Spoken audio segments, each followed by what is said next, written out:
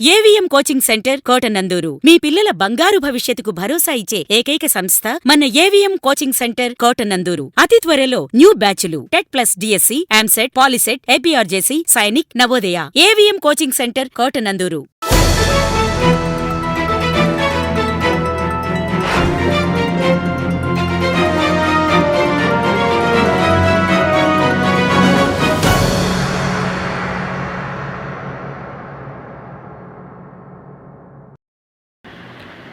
ముఖ్యమంత్రి రాష్ట్రాన్ని సంరక్షించేవాడిగా ఉండాలి కానీ దోచుకునేవాడిగా ఉండకూడదు. ముఖ్యమంత్రి రాష్ట్రాన్ని సంరక్షించేవాడిగా ఉండాలి కానీ రాష్ట్రాన్ని దోచుకునేవాడిగా ఉండకూడదని మాజీ మంత్రి, జిల్లా వైఎస్ఆర్సీపీ అధ్యక్షుడు దాడిశెట్టి రాజా అన్నారు.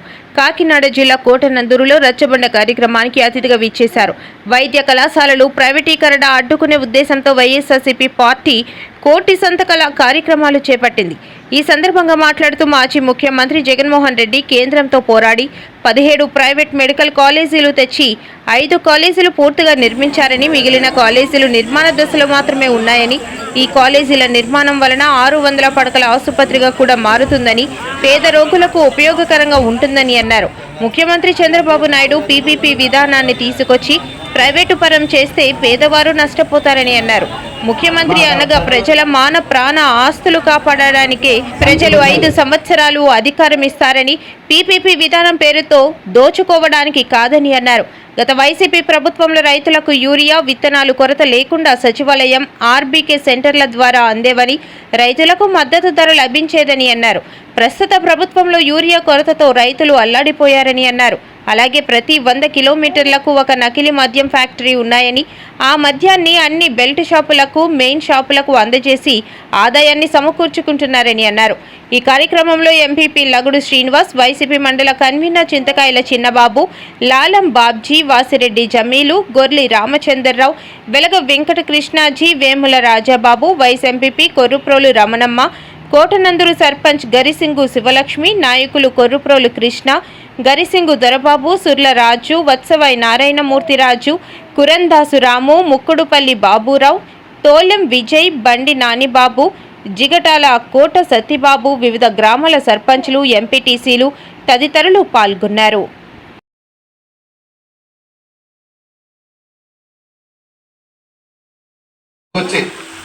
ఎవరికి తెలియదంటే బస్సు ఎవరో. అదేవిధంగా ఏదైతే బెల్ట్ షాపులు ఉన్నాయో అక్కడ సీసీ ఫుటేజ్ చిప్పులు పట్టుకుపోయారట.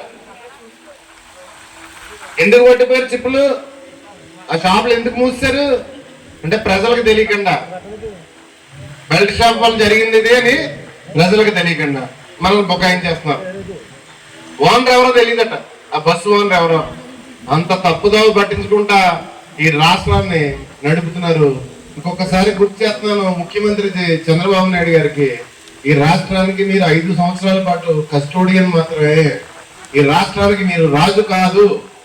ఈ రాష్ట్ర సంపద, ప్రజల సంపద మీ మనుషులకి రాసి ఇచ్చేసుకోవడానికి, 66 సంవత్సరాలకి 33 సంవత్సరాలకి మీరు రాసి ఇచ్చుకోవడానికి ఈ రాష్ట్రానికి మీరు రాజు కాదు. ఒక ప్రజాస్వామ్య దేశంలో మీకు ఓట్లు వేస్తే, ప్రజలు ఓట్లు వేస్తే నెక్కిన ముఖ్యమంత్రి మాత్రమే మీరు. 5 సంవత్సరాలు ప్రజల ఆస్తులకి, రాష్ట్రానికి కాపలాదారుడు మాత్రమే. ఈ రాష్ట్రానికి మీరు ఓనర్ కాదు, మీరు రాజు కాదు, ఓనర్ కాదు. దయచేసి గుర్తు పెట్టుకోవాల్సిందిగా కోరుకుంటున్నాను. మీరు ఎప్పుడు ముఖ్యమంత్రి అయినా ప్రజల సంపద అంతా మీ మనుషులకి కట్టబెట్టేయడమే. మీ గతం ఒకసారి పరిశీలించుకోండి. ఎన్ని ఫ్యాక్టరీలు మీ మనుషులకు కట్టబెట్టేశారు. దయచేసి ఒక ప్రతిపక్ష పార్టీగా ఈ విషయంలో చంద్రబాబు నాయుడు గారి దురుద్దేశాన్ని తీవ్రంగా ఖండిస్తున్నామని తెలియజేసుకుంటూ సెలవు తీసుకుంటున్నాను. నమస్తే, థ్యాంక్ యూ. దయచేసి కొద్దిగా అర్థం చేసుకోవాల్సిందిగా ఇక్కడ ఉన్న ప్రజలందరినీ నేను కోరుకుంటున్నాను. అదేవిధంగా గత 5 సంవత్సరాల పరిపాలనలో మనం చూసాం, యూరియా కానీ, విత్తనాలు కానీ ప్రతి గ్రామంలోని గత పరిపాలనలో సచివాలయ వ్యవస్థ, ఆర్బీకే వ్యవస్థ ద్వారా జగన్ గారు ఏ విధంగా పంపిణీ చేశారో.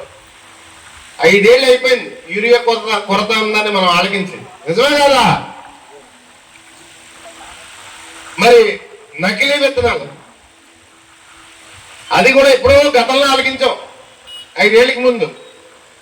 మళ్ళీ ఇప్పుడు ఈ మధ్యకాలంలోనే విన్నాం నకిలీ విత్తనాలు వచ్చాయి, రైతులు నాశనం అయిపోతున్నారు, విత్తనాలు కొని పొలంలో వేస్తే మొలకెత్తట్లేదు అన్న విషయం ఈ మధ్యన ఆలకించడం మనందరం. అంటే మేధావులు ఎల్లో మీడియా చెప్ప ఈ విషయం. పత్తి ఉంది, పత్తి వేసుకున్న వాళ్ళందరూ కూడా ఈ రాష్ట్రంలో అపోదిపోమంటున్నారు సరిగ్గా మొలకెత్తలేదని. పత్తి వేసుకున్న వాళ్ళందరూ లాస్లో ఉన్నారు సరిగా పంట లేదని. మళ్ళీ తుఫాను ఉంటాయి. తుఫాను వల్ల నష్టపోయిన రైతులకి జగన్ గారి టైంలో ఎంత శాతం ధాన్యం తడిసిపోయినా కొనే పరిస్థితి ఉండేది. ఏ రేటుకి కొనేవాడమ్మా? తడవని ధాన్యం ఏ రేటుకి కొంటే తడిసిన ధాన్యం కూడా అదే రేటుకి కొనేవారు జగన్ గారు. ఎంత మద్దతు ధర ఉంది? ఈరోజు రైతులకి ఏమైనా లాభం ఉందా? ఎంత నష్టపోతున్నారు ఈ రాష్ట్రంలో రైతులు? దాన్ని ఎవరో ప్రశ్నించరు. అదే చెప్తున్నాను నేను మళ్ళీ. మనం ప్రశ్నించకపోతే ఈ మెడికల్ కాలేజీల గురించి కానీ ఈ బడుల గురించి కానీ మనం ప్రశ్నించకపోతే రేపు గుళ్ళు అమ్మేస్తాడు, ఎల్లుండి గుళ్ళో లింగాన్ని కూడా అమ్మేస్తాడు, గుళ్ళో లింగాన్ని కూడా అమ్మేస్తాడు. ఏదైనా అంటే టీవీల ముందు కూర్చొని పీపీపీ మోడ్. చాలా గొప్ప పని. చంద్రబాబు నాయుడు గారు అంత పని చేయగలరు. గుళ్ళో లింగాన్ని కూడా అమ్మగలరు. మామూలు ఎవరు అమ్మలేరు అని గొప్పగా చెప్తారు. చేసేది తప్పు, మేధావులు ముసుగేసుకుని దాన్ని సమర్థించడం ఉంటాయి. చిన్న పిల్లలకి ఆఖరికి అట్టడుగు ఉన్న వాళ్ళకి కూడా అర్థమవుతుంది ఈ కాలేజీలు అమ్మేసుకుంటే మనం డబ్బులు కట్టి వైద్యం చేయించుకోవాలని. కానీ మేధావులకి ఏం అర్థం అవట్లేదు. పెద్ద పెద్ద మేధావులకి ఎవరికి అర్థం కావట్లేదు. టీవీల ముందు కూర్చొని మనం బుకాయించేస్తున్నారు. దయచేసి ప్రజలందరూ ప్రశ్నించడం నేర్చుకోవాలి, ఖండించడం నేర్చుకోవాలి. మంచి చేస్తే మంచి చేశాడని చెప్పుకోవాలి, చెడు చేస్తే చెడు చేశాడని చెప్పుకోవాలి. మన నర్సీపట్నంలో కట్టిన హాస్పిటల్ ఇచ్చేస్తే ఊరికనే మనం వైద్యం చేస్తాడా? గవర్నమెంట్ లో ఉంటే వైద్యం చేస్తాడా? ఊరికనే గవర్నమెంట్ లో ఉంటే వైద్యం చేస్తాడు. కనీసం కన్సల్టేషన్కి వెళ్ళినా సరే 500 ఫీజు కట్టాలి మనం. దానికి ఈ రాష్ట్రంలో ఉన్న కొంతమంది మేధావులు అని చెప్పే కహానా మేధావులు, మీడియా అని చెప్పే కొంతమంది మీడియా ఈ ప్రజల్ని ఏ విధంగా మోసం చేస్తున్నారో ఒకసారి గమనించండి అమ్మా. ఒక బడి, హాస్పిటల్ లేదా ఒక గుడి అన్నది పేద ప్రజల ఆస్తి. ఖచ్చితంగా మన హాస్పిటల్ కానీ మన బడి మన కాలేజ్ కానీ ఎవరికన్నా ప్రైవేట్ వాళ్ళకి ఇస్తే బాధ్యత గల ప్రతిపక్షంగా ప్రజల తరఫున పోరాటం చేయవలసిన ప్రతిపక్షంగా మనం ప్రశ్నిస్తున్నాం. దానికి ఏదో వక్ర భాషను చెప్తున్నారు, రకరకాలుగా మాట్లాడటం, తెల్లారితే టీవీలు పెడితే డిబేట్ పెట్టడం చంద్రబాబు నాయుడు చేసిన పని చాలా గొప్ప పని అని చెప్పేసి. సరే, నేను ఒక ప్రశ్న వేస్తున్నాను. ఈ బడి, ఈ కాలేజ్ కానీ లేకపోతే ఈ హాస్పిటల్ కానీ ఈ రాష్ట్ర ప్రజలందరికీ అన్ని వర్గాలకు సంబంధించింది. చంద్రబాబు నాయుడు తన మనుషులకి ఎకరం 100 రూపాయలు చెప్పి ఇచ్చేస్తున్నాడు. దాన్ని సమర్థిస్తున్నారా లేదా?